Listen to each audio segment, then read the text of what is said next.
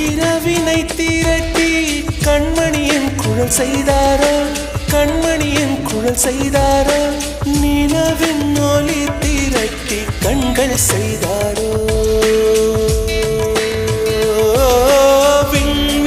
விண்மீன் கொண்டு விரலின் நகம் சமைத்து மின்னலின் கீற்றிகள் கொண்டு கைரேகை செய்தானோ.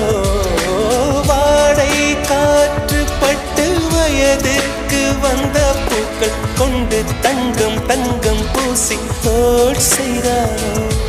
ஆனால் பெண்ணே உள்ளம் கல்லில் செய்து வைத்தானோ.